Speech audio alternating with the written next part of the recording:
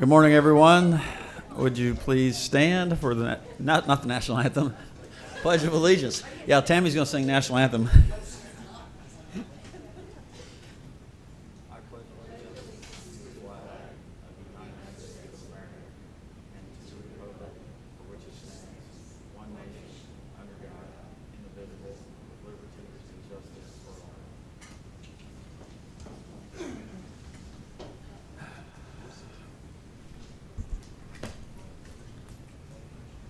Good morning.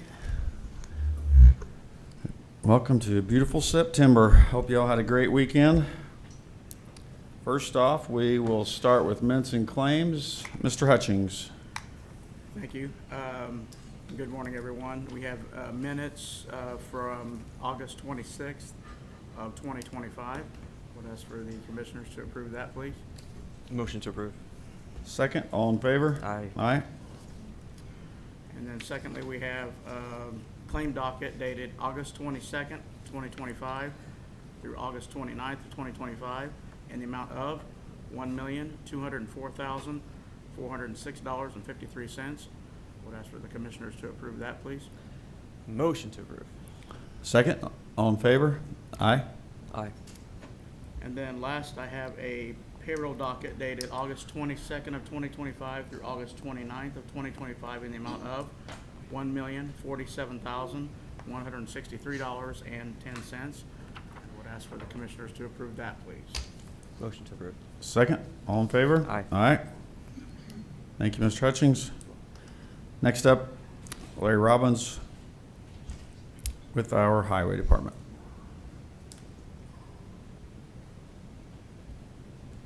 Good morning.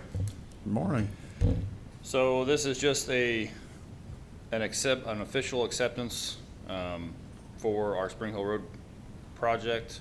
This is something NDOT needs to close everything out, and it just needs the commissioner's signatures to accomplish that. So everything has been taken care of. All the punch list items were done. It's been over a year, almost a year, since all that is completed, but with the paperwork and everything, this is the last step to complete and accept that project.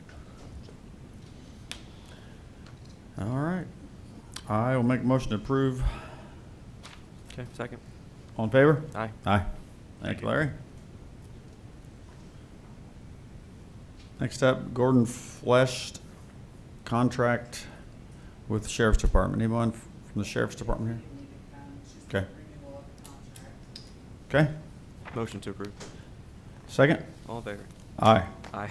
Thank you. Took your job there for a second, my bad. That's okay. Moving right through. Next up, credit card for group homes, Norm Loudermilk. Do you have anything you want to add? This is pretty standard for. Okay. Motion to approve. Second, all in favor? Aye.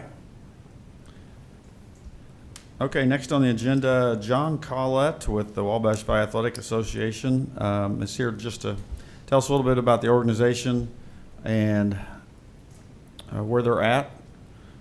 And we will be presenting their organization with a $500 check after the meeting. This was used out of our community fund.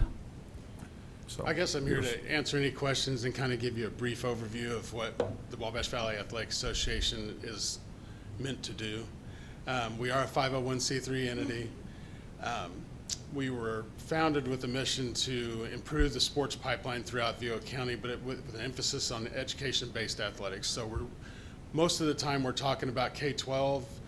We're not a part of the school corporation, but we kind of focus there, but it's not limited to the school corporation. We can help the Boys Club, we can help the Wabash Valley Family Sports Center, we can help youth soccer, we can get involved in any of those areas as long as it supports the pipeline of athletes. And the reason we focused on education-based athletics is because the byproduct of keeping kids in athletics comes with a lot of other things: keeping kids in school, keeping them out of trouble, giving them a place to go when other than just sit in front of a TV waiting on their parents to get home in the evening. So there are a number of different reasons we formed the organization, but that's the primary goal of what we're trying to do. The way it's set up, and we're still currently, it's not fully set up this way, but it's primarily set up this way, is we have a board. It's a 19-member board. You would know most of the people on it. They're all local people you'd probably recognize.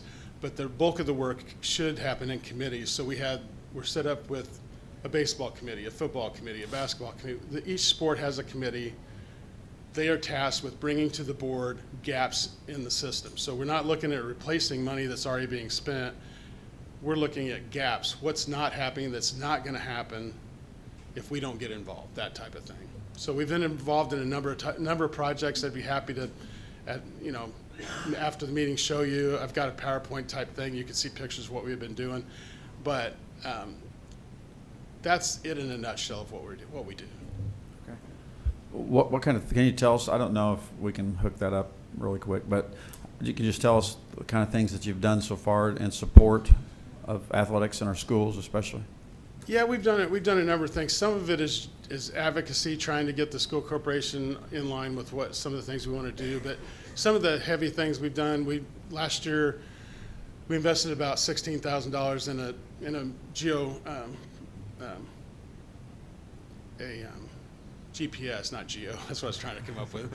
GPS line striping system for the county, and our association striped every football field last year, and now this year the school corporation is striping it with this new technology. Where if anybody went to our games prior to that, it kind of looked like maybe someone had been drinking a little bit when they're striping these fields, and it would look that way if I did it too. I'm not.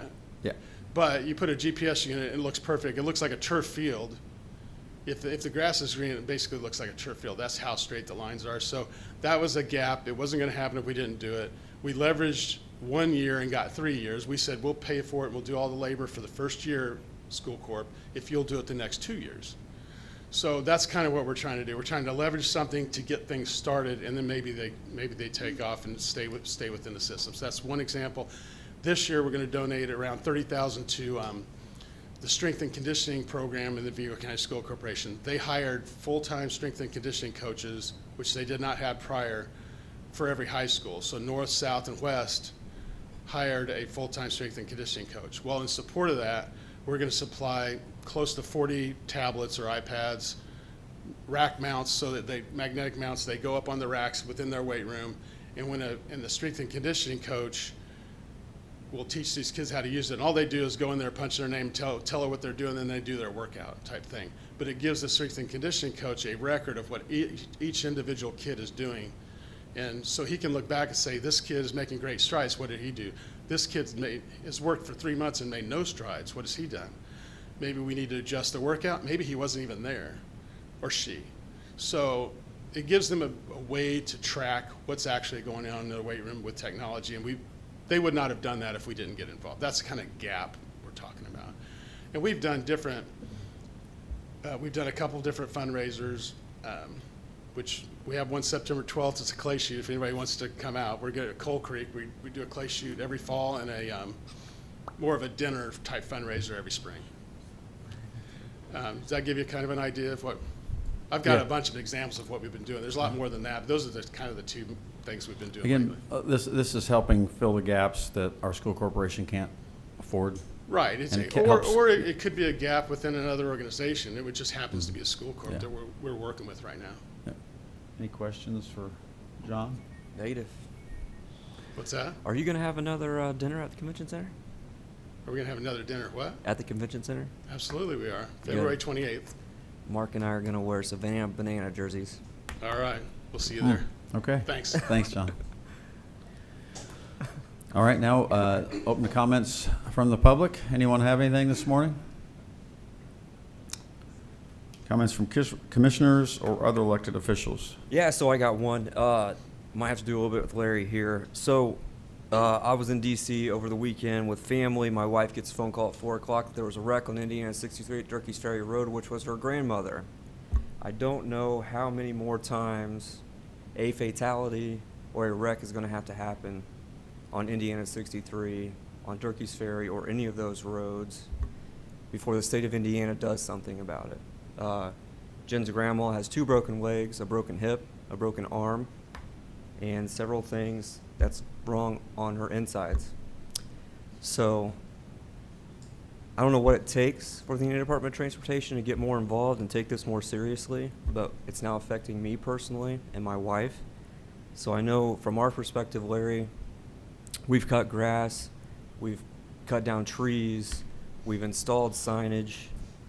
I don't know what the state can do. I'm not saying it needs a stoplight. I don't think a stoplight's necessary there, but flashing neon signs, yield signs, a U-turn or whatever they've done in Clinton, north of Clinton, is absolutely necessary on those roads. So I think I'm going to try to push for that with NDOT here over the next couple weeks, try to get something done. There's been at least 5 or 6 in the last 4 or 5 years, fatalities and or near-death accidents on that road. So if y'all want to get involved and help me out, that'd be great. Mandy, I know you're out there in that area. Larry, you're out there in that area. Chris, you travel that area too. So just try to do something out there to get something done. That's it. Sure. Any other comments? Okay, just want to remind everyone that tonight is the monthly County Council Sunshine Meeting. Also, they have called a special call meeting for 3:30 that will allow the county commissioners and Dr. Hemsel and the school corporation to present our plan in moving forward with school corporation buildings and consolidation. So anyone is invited. Would welcome public comment, and those would be there. Terry, do you have anything today? Okay, we'll stand in recess. Thank you.